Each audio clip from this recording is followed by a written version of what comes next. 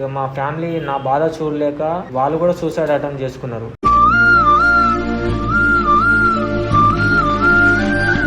నా ఫోన్లో నుంచి అమ్మాయి నెంబరు వాడు షేర్ చేసుకోవడము.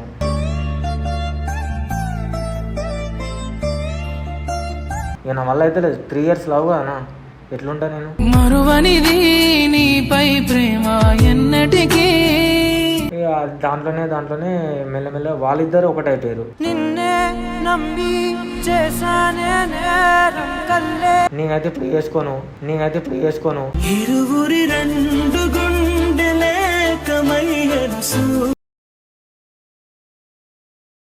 హాయ్ గైస్, ఈరోజు మనతో ఉన్నది రవి. తనకి జరిగిన ఒక సాడ్ ఇన్సిడెంట్స్ మనతో షేర్ చేసుకోనికి వచ్చిండు. సో తనని అడిగి తెలుసుకుందాం అసలు ఏం జరిగింది, ఏం జరిగింది అనేది మనం తెలుసుకుందాం. ఓకేనా? హాయ్ బ్రో, నీకు ఏం జరిగింది అసలు, నీ లైఫ్లో వచ్చిన స్ట్రగుల్స్ మాతో షేర్ చేసుకున్నందుకు సో వ్యూవర్స్కి చెప్పాను. స్ట్రగుల్స్ అంటే అన్న, అది నేను ఒక ఫ్రెండ్ వల్ల, ఒక అమ్మాయి వల్ల నా లైఫ్నే ఒక 10 years వెనక్కి వెళ్ళిపోయే సిచ్యువేషన్లో ఉన్నా. చావు అంచుల్లోకి వెళ్ళి మళ్ళీ ఇప్పుడు నాలాంటి పరిస్థితి ఇంకా వేరే వాళ్ళకు రాకూడదు అని చెప్పేసి వేరే వాళ్ళకి నా తరఫున ఒక చిన్న సజెషన్ ఇవ్వడానికి, నా సిచ్యువేషన్ ఎట్లుంది అని చెప్పుకోవడానికి ఇక్కడికి వచ్చినా.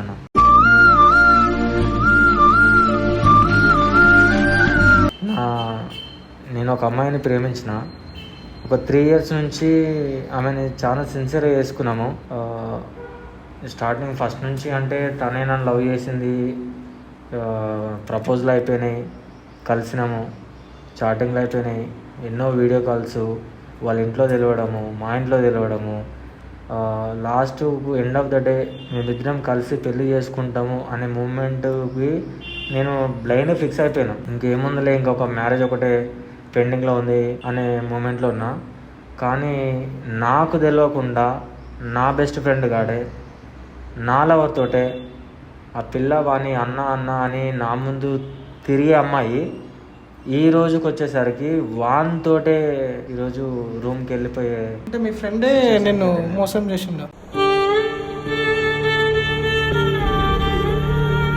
నా ఫ్రెండే అన్న. వాడు ఈ అమ్మాయి కంటే ముందు నుంచే పరిచయము.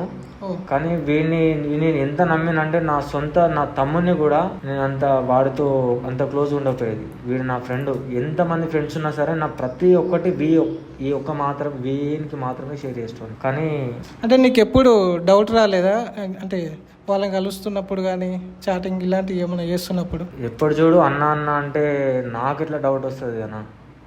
వాడిని ఎప్పుడు చూసినా అన్న అనుకుంటా మాట్లాడే వాళ్ళు ఇద్దరు. కానీ వాడు ఈ రకంగా నా లవర్నే ఒక చెల్లె సిచ్యువేషను. అన్న అంటే మనం ఏమనుకుంటాం, అన్న చెల్లెల అనుబంధంలే, అదే అన్న చెల్లెలు అనుకుని మీరు లైట్ తీసుకున్నారు.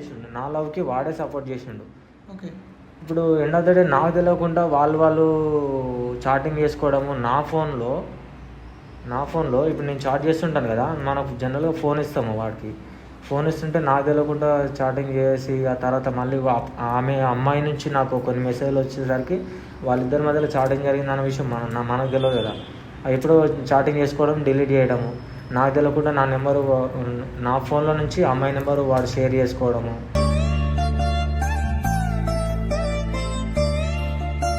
ఇట్లా జరిగేవి. సో నైట్ టైం వీడు నా పక్కనే పడుకుంటాడు, కానీ వాడికి లవర్ లేదు, ఏం లేదు అన్నట్టుగానే ఉంటాడు. కాకపోతే ఫోన్లో చాటింగ్ అవి అని చేయడం నాకు కొంచెం డౌట్ వచ్చింది. ఏంద్రా నీకు లవర్ లేదు, ఏం లేదు, ఎవరితో చాట్ చేస్తున్నారు అంటే కొత్త అమ్మాయిలను ట్రై చేస్తున్నారా, నాకు ఒక లవర్ కూడా లేదు అని చెప్పేసి ఇట్లా ఉండేది వాడు. నా పిల్లనేమో నాకు స్టార్టింగ్ ఏమో ఏ టైం అయినా సరే night 2 o'clock 3 o'clock video call చేయమన్నది, కాల్ మాట్లాడేమన్నది.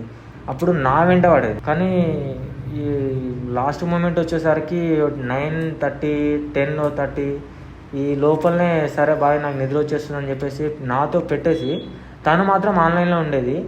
పక్కన వీడు కూడా ఎవరితో చాట్ చేసేది. నేను అంత పట్టించుకోకపోయేది, లైట్ అనుకున్నట్టు. అంటే నువ్వు అడగలేదా, అంటే మళ్ళీ ఆన్లైన్లో ఎందుకున్నావు అని అలాంటి ఏమన్నా డిస్కషన్? అట్లా అడిగితే ఏంది ఇన్ని రోజులు ఏంది, ఇప్పుడు కొత్తగా ఏంది డౌట్ వచ్చింది. నాకు ఇప్పుడు కుదరట్లేదు, మా ఇంట్లో మాట్లాడము నాకు అంత ఫ్రీడమ్ ఇవ్వట్లేదు అదే అని చెప్పేసి అట్లా మాట్లాడారు. అంటే ఎన్ని మంత్స్ తర్వాత ఇట్లా జరిగింది, అంటే నీకు తెలిసింది ఇట్లా మీ ఫ్రెండ్తో ఇట్లా రిలేషన్లో ఉంది? వరకు మంచిగానే ఉన్నామన్న, నాకు ఎటువంటి డౌట్ లేదు, ఏం లేదు. వాళ్ళిద్దరి మధ్యలో కమ్యూనికేషన్ ఎప్పటి నుంచి ఉందో నాకు తెలియదు, కానీ మేము 2 years వరకు మంచిగానే ఉన్నాం. నాతో టైం స్పెండ్ చేసేది, నేను ఆమెతో ఉండేటోని, ఇంపార్టెన్స్ ఈక్వల్గా ఉండేది. ఆ 2 years తర్వాత ఎప్పుడైతే ఈ ఫోన్ చాటింగ్ వీడు ఎప్పుడైతే ఫోన్లో బిజీ ఉండడం ఉందో నేను ఎక్కువ గమనించలేదు, కానీ అప్పటి నుంచే వాళ్ళకు స్టార్ట్ అయింది. అంటే మీరు ఎట్లా పరిచయం అయ్యారు అమ్మాయి నువ్వు? అమ్మాయి నేను ఇట్లా జనరల్గా మామూలుగా నా ఫ్రెండ్ వీడే కదా, వీడితోటి ఉన్నప్పుడే అమ్మాయి బాగుందిరా అది ఇది అని చెప్పేసి ఏదో మాట్లాడితే వీడే నాకు హెల్ప్ చేసిండు. నాకు పడిపోయింది, అప్పుడు మంచిగానే ఉండే వీడు, నా ఫ్రెండ్ కూడా అప్పుడు మంచిగానే ఉండే. కానీ నాకు పడ్డ తర్వాత మేము ఒక 2 years మూవ్ ఆన్ అయిన తర్వాత ఎందుకో వాడు ఇంటరప్ట్ అయిపోయి వాడు బాగా క్లోజ్ అయిపోయాడు. మా ఇద్దరి మధ్యలో అప్పుడప్పుడు గొడవలు వస్తుంటాయి కదా, వీడు ఆ గొడవల్ని సార్ట్అవుట్ చేసినట్టు చేసేసి ఆ ప్రాబ్లం మా ఇద్దరి మధ్యలో వచ్చిన ప్రాబ్లమ్ని క్లియర్ చేయడానికి వీడేదో హెల్ప్ చేస్తున్నట్టు వచ్చిండు. ఇక దాంట్లోనే మెల్లమెల్ల వాళ్ళిద్దరు ఒకటైపోయారు. ఇప్పుడు నన్ను అవాయిడ్ చేశారు. అవునా? అయితే ఇప్పుడు వాళ్ళు కలిసే ఉన్నారా? వాళ్ళిద్దరు ఇప్పుడు కలిసి ఉన్నారండి. ఇప్పుడు వాళ్ళిద్దరికి ఇష్టం ఉన్నాగా మధ్యలో నేనే వెళ్ళి నువ్వు ఎందుకు వాడుతోటి ఉన్నావు అన్నా అది వేస్ట్. అది ఎందుకంటే ఒక అమ్మాయి ఒకని కాదని ఇంకో దగ్గరికి వెళ్ళిందంటే మనం ఎన్నిసార్లు చెప్పినా అది వేస్ట్. అది మనకు తెలియకుండా కూడా మళ్ళీ కమ్యూనికేట్ అయ్యే అవకాశం ఉంటుంది. అలాంటప్పుడు మనం ఎందుకు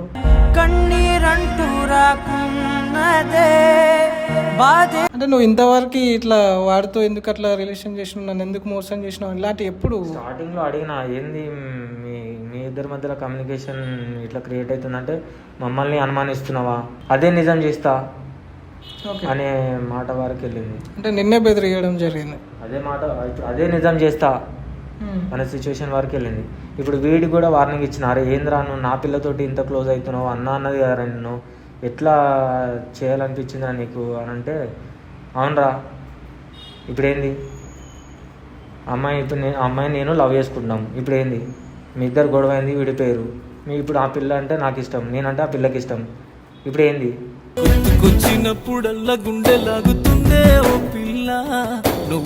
కానీ ఈ లైఫ్ చాలా ఘోరం అన్న. అసలు ఎందుకు బతుకుతున్నానో అర్థం కాదు. ఏం లేదు, మా పేరెంట్స్ కోసమే ఏదో అట్లా బతకాల్సి వస్తుంది తప్ప ఒక అమ్మాయి నమ్మించి 3 years లవ్ చేసి ఎవరినో సరే ఎవడికో ప్రాపర్టీ ఉంది, వాడి అందం బాగుంది, వాడి స్టేటస్ బాగుంది, వాడిని లవ్ చేసింది, వాడిని వెళ్ళిపోయిందంటే జనరల్గా సరేలే ఈ రోజుల్లో అమ్మాయిలు అట్లనే ఉన్నారని చెప్పేసి నేను కూడా ఏదో అనుకునేటోని. కానీ నా చుట్టూ తిరిగే నా ఫ్రెండ్. ఓకే బ్రో, ఇది 3 years లవ్ అంటున్నావు కదా, అంటే మీకు అండర్స్టాండింగ్ మిస్ అవ్వడం వల్ల ఇట్లా అయిందా, లేకపోతే మీ ఫ్రెండ్ కలవడం వల్ల ఇట్లా అయిందా? అసలు నువ్వు ఎట్లా ఇది విడిపోయారు అనుకుంటున్నావు? అండర్స్టాండింగ్ అంటే ఏం లేదన్న, అప్పుడు బాగానే ఉండేది. 2 years వరకు మంచిగా ఉంటుండే, ఎక్కడికంటే అక్కడికి వెళ్తుండే, ఏమంటే అది కొనిస్తుండే ఆమెకి. మస్తు డబ్బులు ఖర్చు పెట్టినా, సినిమాలకు వెళ్ళాము, అప్పుడప్పుడు వీడిని కూడా తీసుకెళ్తుండే, ఎందుకంటే నా ఫ్రెండ్ కదా. వాడు కూడా వానికి లవర్ లేదు ఏం లేదు, సరేలే ఎంతైనా నా ఫ్రెండ్ కొంచెం మాకు సెక్యూర్గా ఉంటాడు. ఇంకోటి అన్న అంటుంది, ఎప్పుడు చూసినా అన్న అంటుంది కదా, మాకు కొంచెం సెక్యూర్గా ఉంటుంది, హెల్ప్ఫుల్గా ఉంటాడు. ఇక నా ఫ్రెండ్ కాదే కదా, నా ఫ్రెండే కదా అని చెప్పేసి క్లోజ్గా ఉండేది. అంటే మీ ఇద్దరు ఒకే రూమ్లో ఉంటుండేనా? అమ్మాయినేనా? అబ్బాయి మీ ఫ్రెండ్ వాడు నాతోటే ఉంటాడు, ఎప్పుడు నాతోటే ఉండి. ఇప్పుడు జస్ట్ 6 months వరకు ఎప్పుడైతే దీన్ని బయట పెట్టినా నేను చాలా ఓపిక పట్టినా ఏదో ట్రాక్ చేంజ్ అవుతుంది, సంథింగ్ ఈజ్ రాంగ్, నా లైఫ్కి ఏదో ఒక డిస్టర్బెన్స్ అవుతుంది.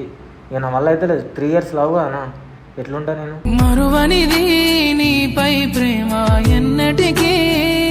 3 సంవత్సరాల లవ్ నేను నా చిన్నప్పటి నుంచి ఉండే నా పక్కనుండే నా ఫ్రెండ్ ఇంత మోసం చేస్తే ఇప్పుడు ఏం చేయాలో అర్థం కాదు. చిన్నపిల్ల కానీ 10th class ఇంటర్ అంటే సరేలే ఇంకా మనకు ఫ్యూచర్ ఉంది అనుకోవచ్చు.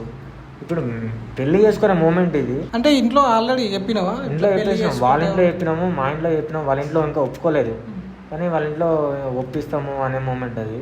అంటే తను కూడా పెళ్లి చేసుకుంటాను నీకు మాట ఇచ్చింది? అయితే మాట ఇచ్చిందన్న, పెళ్లి చేసుకున్నాము, కాకపోతే పోస్ట్ పోన్లు చేసేది. ఇప్పుడే కాదు ఇంకొంచెం ముందు చేసుకున్నాము, ఒక 6 months ఆగు, 1 year ఆగు అని అంటే వద్దు నాకు. ఇప్పుడు మా ఇంట్లో ఇప్పుడు అందరి సిచ్యువేషన్స్ అందరికి సేమ్ ఉండవు కదా.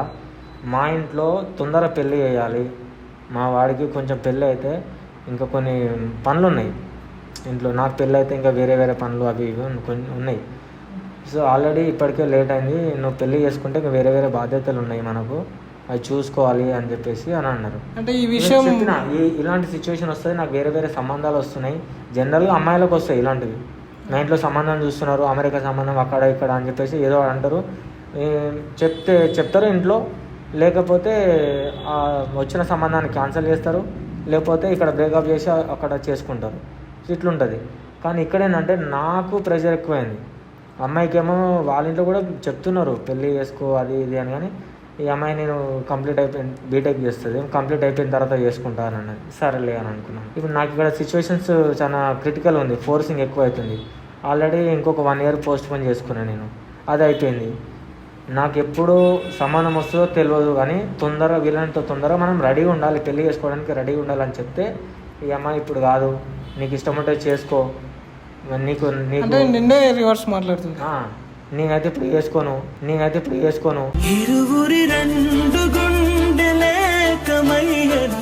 నీకు ఎవరైనా నచ్చితే చేసుకో అన్న కాంచి నాకు డౌట్లు వచ్చినాయి. మరి నీకు అనిపించలేదా ఇట్లా మాట్లాడుతుంది, బిహేవియర్ చేంజ్ అయింది కాబట్టి అసలు ఏం జరుగుతుంది అనేది? అప్పటి నుంచే నాకు డౌట్ వచ్చింది, ఏంది అమ్మాయి ఎవరైనా లవ్ చేస్తే అట్లా ఎట్లుంటుంది, లేదు మా ఇంట్లో లేకపోతే మీ ఇంట్లో చెప్పేద్దాము, కన్విన్స్ చేద్దాము అని. కనీసం ఒక మాట్లాడుకోవడానికి కమ్యూనికేషన్ అన్న టైం ఉండాలి కదా, కనీసం టైం కూడా ఇవ్వదు. చేసుకో, నీకు నచ్చిన అమ్మాయిని చేసుకో అని చెప్పేసి పెట్టేస్తారు. కలవడం లాంటివి మళ్ళీ చాలా తగ్గిపోయినాయి. అయితే ఏం లేదు, కలవడం ఏం లేదు. అంటే అంతకుముందుకు చాలా క్లోజ్ ఉండేవాళ్ళు, సినిమాకి వెళ్ళేటోళ్ళు, ఇట్లా ఇవన్నీ చేసిన వాళ్ళు. ఇప్పుడు సడన్గా ఇట్లా ట్రాక్ చేంజ్ అయ్యేసరికి మొత్తం నాకు తెలియక ముందు వాళ్ళ మధ్య ఏమేమి జరిగిందో నాకు తెలియక ముందు వాళ్ళు మంచిగానే ఉండేది నాతో కమ్యూనికేషన్. నాకు ఎప్పుడైతే డౌట్ వచ్చిందో ఈ అమ్మాయి మ్యారేజ్ అనే విషయంకి వచ్చేసరికి నన్ను అవాయిడ్ చేయడము, తను నాతో మాట్లాడడానికి కూడా నాకు టైం ఇవ్వకపోవడం. ఒకప్పుడు నా గురించి ఏడ్చేది, నువ్వు రాకపోతే ఉండను నేను, లేకుంటే ఎట్లుంటనే. చాలా అంటే నైట్ అంతా ఏడ్చేది. నైట్ 100 ఫోన్లు వచ్చేది, నాకు 100 మెసేజ్లు వచ్చేది. నేను రిప్లై ఇవ్వకపోయేది కొన్ని సార్లు, ఎందుకంటే తను నన్ను ఎంత సిన్సియర్ చేస్తుందా అనేది నేను అప్పుడు చూసుకోవాలి కదా. సో అప్పుడు నేను అప్పుడు మంచిగానే ఉండేది, కానీ ఆ లవ్ అంతా ఇప్పుడు లేదు. అంటే ఏదైనా గొడవల వల్ల తను అక్కడ వెళ్ళిపోవడం జరిగిందా, లేకపోతే నీకు ఫైనాన్షియల్ గా ఏమైనా ప్రాబ్లం ఉందా? నా ఫ్రెండ్ గాడే వాంటెడ్ గా మా ఇద్దరి మధ్యలోకి గొడవ జరిగినప్పుడు ప్రతిసారి వాడు మాకేదో హెల్ప్ చేసినట్టు వచ్చి నా మీదనే ఇంకా రూమర్స్ క్రియేట్ చేసి అటు మలుపుకున్నాడు. అంటే నువ్వు అడగలేదా ఎందుకు ఇట్లా చేస్తున్నారా నా మీద, ఇట్లా లేనిపోని అన్ని చెప్పడం అవసరమా అన్నట్టు? అట్లా అడిగినా కొన్నిసార్లు ఏంటంటే ఓపిక పట్టిన, సరే వాళ్ళే బయట పడతారు, వాళ్ళే చెప్తారులే, లేకపోతే అసలు ఇది కళ నిజమా, ఈజీగా ఏది నమ్మొద్దు అని చెప్పేసి కొన్ని రోజులు ఉన్నా. కానీ లాస్ట్కి వచ్చి అడిగేసరికి వాడు ఒకటేసారి అవును ఇప్పుడు ఏంది అంటే ఎన్ని రోజులకి ఇట్లా మీ ఇద్దరికి గొడవ అయింది, విడిపోయారు, ఇప్పుడు ఆమె నిన్ను ఇద్దరం ఒకటైనాం, ఆమెకి నేను కావాలి నాకు ఆమె కావాలి, ఇప్పుడు ఏంది అంటే ఇదంతా జరిగినాక అడిగితే వాళ్ళ మాట అంటున్నారు. అడిగి అసలు అంటే ఎన్ని రోజులకు అడిగినావు ఇట్లా? అంటే ఈ అమ్మాయి ఊకే నన్ను అవాయిడ్ చేస్తుంది కదా, కనీసం ఒకప్పుడేమో నాకు బాగా చేసేది కదా, ఇప్పుడు నేను చేస్తున్నా కానీ నాకు రిప్లై ఇవ్వడానికి టైం ఇస్తలేదు. కనీసం నేను నీతో మాట్లాడాలి కొంచెం అన్నా కానీ నేను బయటకు వెళ్తున్నా, నేను స్నానానికి వెళ్తున్నా, నేను క్లాస్లో ఉన్నా, నన్ను అవాయిడ్ చేయడం స్టార్ట్ చేసింది. నేను క్లాస్ ఏదో ఒకటి చెప్తుంది. మా ఇంట్లో ఇప్పుడు మాట్లాడడానికి కుదరనివ్వట్లేదు, అప్పటి లెక్క మనకు ఫ్రీడమ్ లేదు, నేను ఫ్రీగా ఉన్నప్పుడు నేనే కాల్ చేస్తానంటది, కాల్ చేయదు. కనీసం కలవడం ఒక్కసారి నీతో కలిసి మాట్లాడాలి అని అంటే కుదరదు. నేను వస్తున్నా, నువ్వు వచ్చినా రాకున్నా నేను పోయి అక్కడ వెయిట్ చేస్తా అని చాలాసార్లు వెళ్ళి వెయిట్ చేసినా, గంటలు వెయిట్ చేసిన. ఒక టైం ఒక ప్లేస్ చెప్పి అక్కడికి వెళ్ళి నేను వెయిట్ చేస్తాను, నువ్వు ఖచ్చితంగా అక్కడ రావాలి, నువ్వు వస్తావని చెప్పేసి. ఇప్పుడు నాకు డౌట్, ఇప్పుడు మీ ఫ్రెండ్ మీ లవర్ని ట్రాక్ చేస్తున్నాడు నీకు అర్థమైపోయింది, వాళ్ళిద్దరు లవ్ చేసుకుంటారని. అలాంటప్పుడు కూడా మీ ఫ్రెండ్ నీ దగ్గర ఉండేనా? లేడు. గొడవ అయిన కాంచి నేను వాళ్ళని నిలదీసిన కాంచి ఇక మా మధ్యలో ఎవ్వరికి వాళ్ళ మధ్యలో ఏం జరుగుతుందో నాకు అనవసరం. ఇక నేను ఒక 1 month చాలా డిప్రెషన్కి వెళ్ళిపోయాను, చచ్చిపోదామని ఇంట్లో నుంచి వెళ్ళిపోయి. ఇక మా ఫ్యామిలీ నా బాధ చూడలేక వాళ్ళు కూడా సూసైడ్ అటెంప్ట్ చేసుకున్నారు.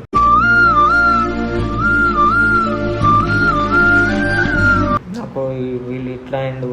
కొంతమందికి నేను ఇన్స్పిరేషన్ ఉండాను, ఎంతోమంది మా చుట్టాలు అయినా మా ఫ్రెండ్స్ అయినా అరే వీడిలా కావాలి అని అనుకునే రేంజ్లో ఉండేవాని. వీడేంది ఇట్లా అయిండు 24 గంటలు నా గురించి చెప్పుకుంటే బ్యాడ్గా ఉంటుంది, కానీ బాగా తాగిన తిరిగిన చాలా డబ్బులు ఖర్చు చేసిన.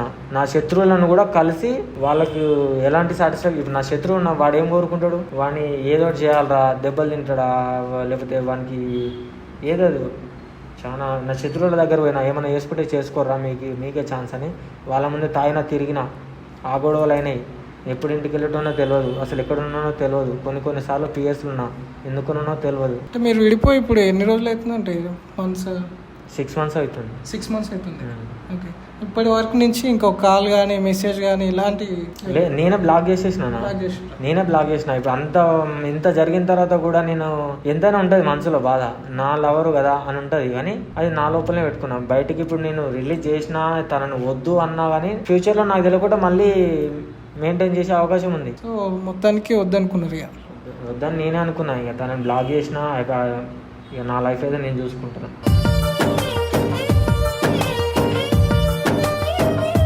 సో ఇంత జరిగింది కదా, అసలు ఇప్పుడు ఏమనిపిస్తుంది అమ్మాయిల గురించి?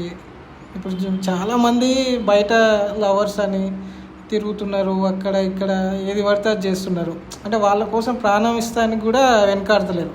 అలాంటి వాళ్ళకి నువ్వు అసలు ఏం చెప్తావు అనుకుంటున్నావు బ్రో? ఏముందన్నా, ఎవరైనా సరే వాడు సిన్సియర్గా లవ్ చేస్తే మాత్రం, ఏ అమ్మాయిని లవ్ చేసినా, ఒక అమ్మాయే వేరే అబ్బాయిని లవ్ చేసినా సరే పూర్తిగా తెలుసుకున్న తర్వాతనే లవ్ చేయాలన్న. లేకపోతే నాశనం అయ్యేది ఒక టైం పోతుంది, డబ్బు పోతుంది, ఒక ప్రాణం పోతుంది. ఈ 3 కాదన్న, ఒక లైఫే, ఒకరి లైఫ్ కాదు. డబ్బు పోయినా మళ్ళీ వస్తుంది, టైం పోయినా మళ్ళీ ఎట్లా రికవరీ చేసుకోవచ్చు. ఆ టైం ప్లేస్లో ఇంకా వేరే డెడికేట్ చేయొచ్చు. కానీ ఒక లైఫే యూటర్న్ అవుతుంది వాడి వల్ల, వాడి ఫ్యామిలీ.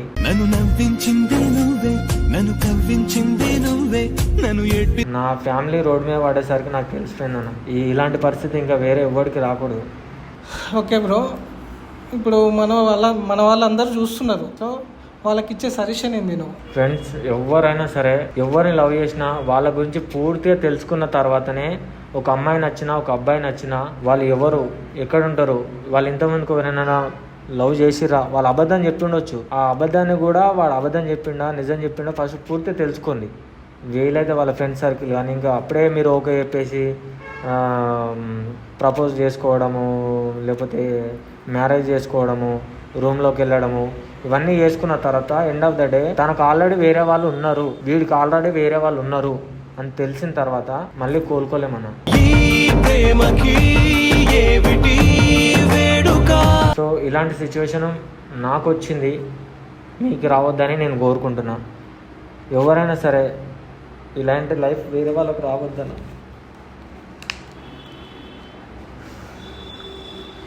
సో గైస్ చూసిర్రు కదా, బ్రదర్కి చాలా అంటే చాలా మోసం జరిగింది.